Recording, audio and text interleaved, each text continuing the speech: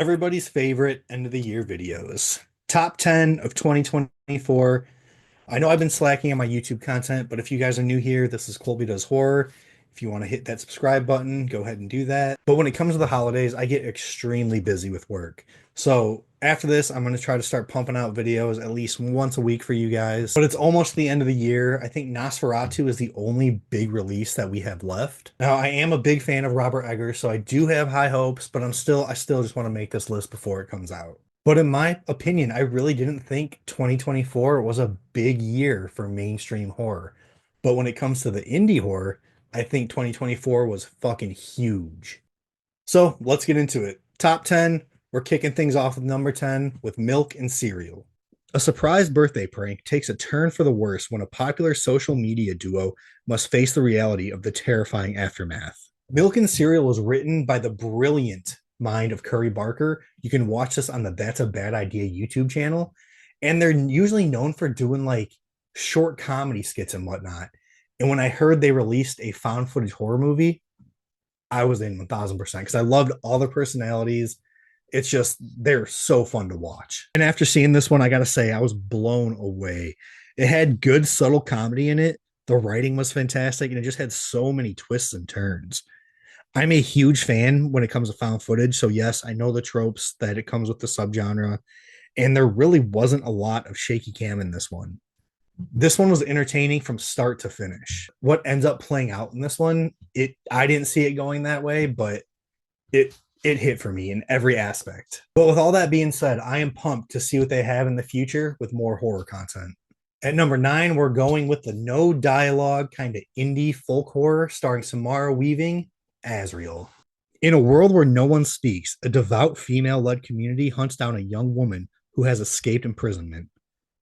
Recaptured, Azrael is due to be sacrificed to an ancient evil in the wilderness, but fights for her own survival.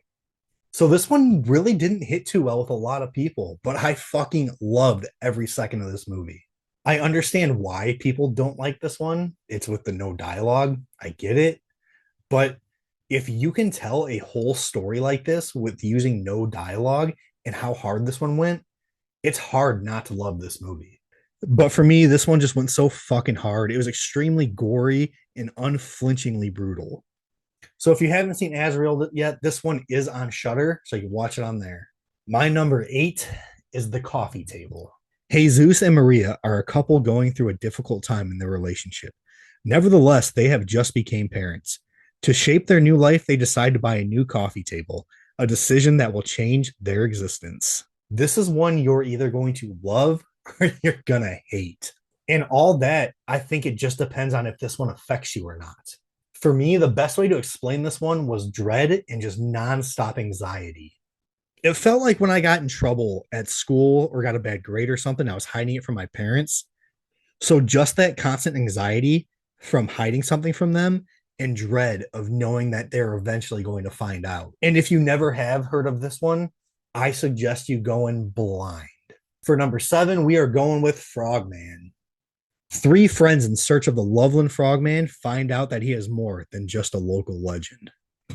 Now, I'm not even going to lie. I was not the biggest fan of Frogman on my first watch. But after realizing what direction the director was going for, I gave it another shot and I ended up loving it. I mean, obviously, it made my top 10. But this one, it gets batshit crazy. The ending is fucking beyond epic. And I can confirm that, yes, Frogman does indeed fuck.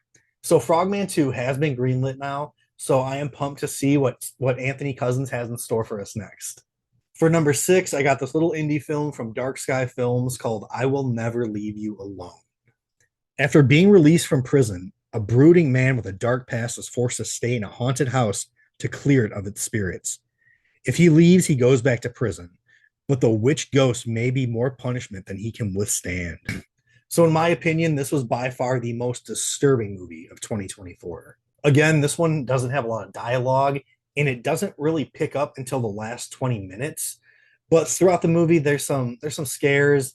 The jump scares didn't really affect me. I liked the atmosphere, but let me tell you, in that last 20 minutes it fucking hits.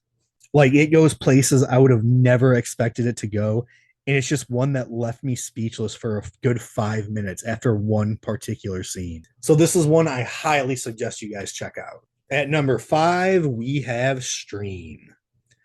The Keenan family's simple weekend getaway truly turns into a vacation to die for, as four deranged killers playing a sadistic game lock down their hotel to compete for whoever has the most creative murders of all the guests.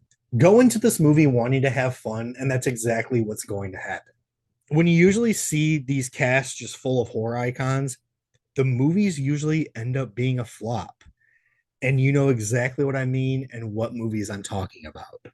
But we have Jeffrey Combs, Danielle Harris, David Sheridan, Bill Moseley, Tony Todd, Tim Curry, David Howard Thornton, Daniel Roebuck, Felissa Rose, and that's not even all of them. But this is one that is done well. And we have Damian Leone, who's in charge of the special effects. So you know it's going to be brutal and you know it's going to be gory. At number 4, we got Beazle. Over 60 years, 3 guests of a cursed home discover an eternal witch who lives beneath it with an insatiable thirst for living souls. So this one is a review I had on TikTok that completely blew up. Like, it's still my most viewed video. But this one hit everything for me, and I loved everything about it. Technically, this one's an anthology film, so it's very easy to follow along, very easy to keep your attention. And this is another one where I didn't expect it to go places that it went either. Pretty gory. It says fuck them kids right in the beginning. It says fuck them kids right in the last scene of the movie. And again with this one, there's a scene that I will never get out of my head, especially the noises that you hear. So if you haven't checked out Beazle yet, I highly recommend this one. At number 3, I have Humanist Vampire Seeking Consenting Suicidal Person. Sasha is a young vampire with a serious problem. She's too sensitive to kill. When her exasperated parents cut off her blood supply, Sasha's life is in jeopardy. Luckily, she meets Paul, a lonely teenager with suicidal tendencies who is willing to give his life to save hers. But their friendly agreement soon becomes a nocturnal quest to fulfill Paul's last wishes before day breaks. This one ended up being the biggest surprise of the year for me. It really reminded me of What We Do in the Shadows, but with a little bit of a darker tone. It's very heartfelt and heartwarming in this one. I think this is one that should be on everybody's must-watch list because I'm telling you, if you give it a chance, you will not regret it. At number 2, we're going with Terrifier 3.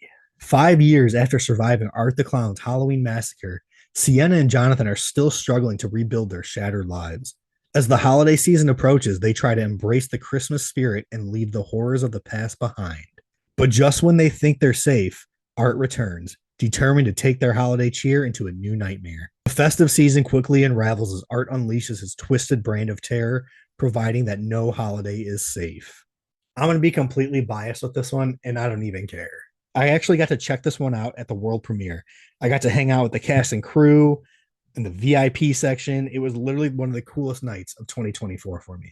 But personally, in my opinion, I think that part 3, I just think it had so much more personality than 1 and 2 even. Just Damien, David, Lauren Lavera. I could not be more happy for everybody involved in this franchise. Where this franchise started and where it's at now, it is just huge for indie horror. Now, have they set the bar pretty high for indie horror? Yes, absolutely, but it's not a bad thing at all. And if you haven't guessed my number 1 yet, my number 1 is The Substance. A fading celebrity takes a black market drug, a cell-replicating substance that temporarily creates a younger, better version of herself. I don't even know where to start with this one. Not only do I think this is the best movie of the year, but I think it's up there for one of the best body horror movies of all time.